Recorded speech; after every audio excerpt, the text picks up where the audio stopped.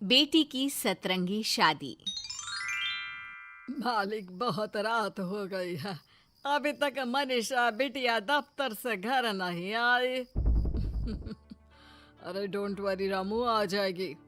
समझदार और पढ़ी लिखी लड़की है, ऊपर से अपने फौजी बाप की तरफ बहादुर भी है। तुम जाकर खाना लगाओ रामू, वो आती ही होगी। जी मालिक। मनीषा मनोहर की इकलौती बेटी थी। मनीषा की माँ का उसके बचपन में ही स्वर्गवास होने और मनोहर के फौजी होने के कारण मनोहर ने अपनी बेटी को बिल्कुल लड़कों के जैसा ही पाला था। उस दिन देर रात को मनीषा का इंतजार करते हुए मनोहर और उसका नौकर रामू बात कर ही रहे थे कि मनीषा अपनी कार में ऑफिस से घर आती है। अरे रामू काका, बड़ी भूख लग रही है, जल्दी से खाना लगा दो। और कल मेरे कुछ खास क्लाइंट्स घर पर लंच के लिए भी आ रहे हैं, तो कुछ अच्छा सा बना देना। और बताओ मनीषा बेटा, ऑफिस का काम कैसा चल रहा है? एकदम जबरदस्त चल रहा है पापा। इनफैक्ट कल की प्रेजेंटेशन में तो मैंने 2 करोड़ की डील फाइनल कर दी और अगले हफ्ते हमारी कंपनी नया प्रोडक्ट लॉन्च करने वाली है। पता है पापा, मुझे इसका हेड बनाया जा रहा है। अरे वो ये हुई ना मेरी शेर बेटे वाली बात। वेरी गुड बेटा। रामू उस घर में पिछले 28 साल से नौकरी कर रहा था, तो वो घर के सदस्य जैसा ही था। रामू मनीषा को चिढ़ाते हुए कहता है, मनीषा बिटिया, आप कल बाजार से थोड़ी सब्जियां लेकर आओगी? कल तो आपके दफ्तर की छुट्टी भी है। काका, मैं आपको अपना मोबाइल दे देती हूँ, आप ऑनलाइन सब्जियाँ मंगवा लेना, मैं पेमेंट कर दूंगी। वो क्या है कि मुझे घर के कामों से थोड़ी एलर्जी है। ठीक है बिटिया। 2 हफ्ते बाद मनोहर को उसके दोस्त किशन का फोन आता है।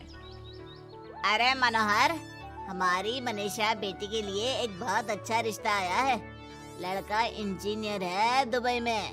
तू कहे तो बात आगे बढ़ाऊं।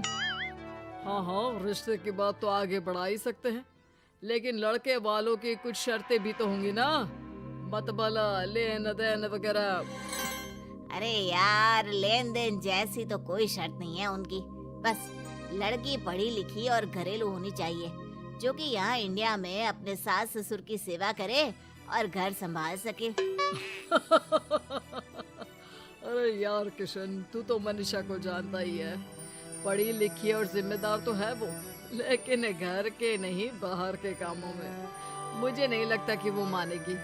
लेकिन फिर भी मैं उसे पूछ के बताता हूँ तुझे। मनोहर अपनी बेटी से उसके लिए आए रिश्ते की बात करता है और उसे लड़के वालों की शर्त के बारे में भी बताता है, जिस पर मनीषा कहती है, पापा आप तो जानते हैं ना कि मुझे घर के कामों में कोई इंटरेस्ट नहीं है और आपने मुझे पढ़ा लिखा के अपने पैरों पे खड़ा होना सिखाया। क्या इस दिन के लिए कि एक दिन मैं शादी करके किसी का घर संभालूं? ना, मुझे नहीं करनी शादी वादी, आप मना कर दो उन्हें। इतना कहकर मनीषा घर से बाहर चली जाती है। रास्ते में उसे उसकी फ्रेंड का फोन आता है, जो उसे बाकी फ्रेंड्स के साथ एक रेस्टोरेंट में बुलाती है। मनीषा जाना तो नहीं चाहती थी, लेकिन उस रिश्ते की बात से हुए खराब मूड को बदलने के लिए वो चली जाती है। मनीषा और उसके दोस्त एक टेबल पर बैठे होते हैं कि उसकी नजर उसी रेस्टोरेंट में गिटार बजा रहे एक लड़के पर पड़ती है, जो मनीषा की फेवरेट धुन बजा रहा होता है। मनीषा झट से सारी बातें भूलकर उस गिटार की धुन में खो जाती है। थोड़ी देर बाद सब उस लड़के की परफॉर्मेंस पर तालियां बजाते हैं, तो मनीषा भी स्माइल करके तालियां बजाने लगती है। उसी शाम जब मनीषा घर जा रही होती है, तो उसे वही लड़का दिखता है जो रेस्टोरेंट में गिटार बजा रहा था। वो अपनी गाड़ी रोक कर उससे पूछती है कि हाय, तुम वही हो ना जो थोड़ी देर पहले रेस्टोरेंट में गिटार बजा रहे थे? I am so impressed with your talent. Actually वो मेरी फेवरेट धुन थी। जी थैंक यू। ये मेरा शौक भी है और इससे मेरी थोड़ी बहुत गुजारे लायक कमाई भी हो जाती है। अच्छा, और क्या करते हो? जी मैं कॉफ़ी बहुत अच्छी बनाता हूँ, और कॉफ़ी के अलावा भी बहुत कुछ। एक्चुअली मुझे खाना बनाने का बहुत शौक है और खाली समय में या तो मैं गिटार बजाता हूँ या फिर कुकिंग करता हूँ।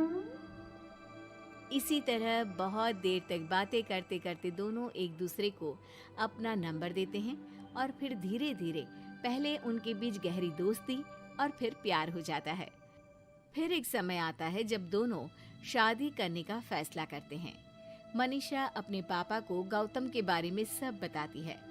मनोहर को गौतम बहुत अच्छा तो नहीं लगता, लेकिन अपनी इकलौती बेटी की खुशी के लिए वो हाँ कह देते हैं। दोनों की शादी हो जाती है और एक दिन,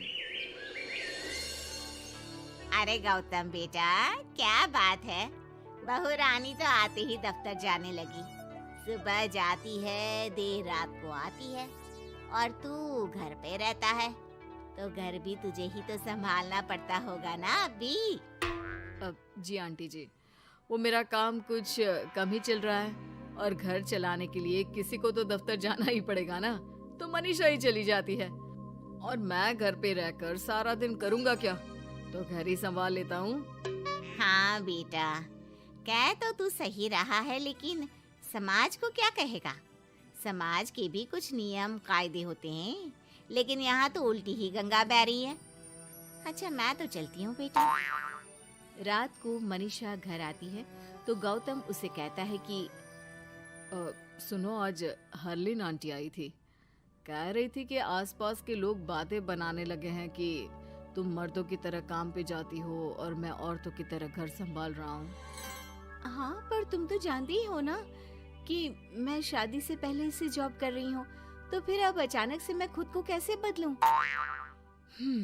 एक काम करते हैं, तुम कुछ महीनों के लिए घर से ही ऑनलाइन सारा काम कर लो और हो सके तो घर के काम ट्राई भी कर लो, और मैं बाहर जाकर अपने लिए पक्की नौकरी ढूंढता हूँ। मनीषा मान जाती है और फिर शुरू होती है उनकी नई दिनचर्या। ये लो गौतम, तुम्हारा नाश्ता, चाय और टोस्ट। ये टोस्ट है या किसी नक्शे का काला प्रिंट आउट? अरे मेरी माँ चाय में चीनी डालते हैं, नमक नहीं। ठीक है, मैं क्या करूं? चीनी और नमक एक जैसे ही तो दिखते हैं ना। तुम्हें खाना है तो खाओ, वरना ऐसे ही जाओ। अच्छा, तो तुम्हारी क्वालिफिकेशंस क्या है? क्या काम आता है तुम्हें? जी, मैंने वैसे तो बीकॉम किया है, लेकिन काम का कोई एक्सपीरियंस नहीं है।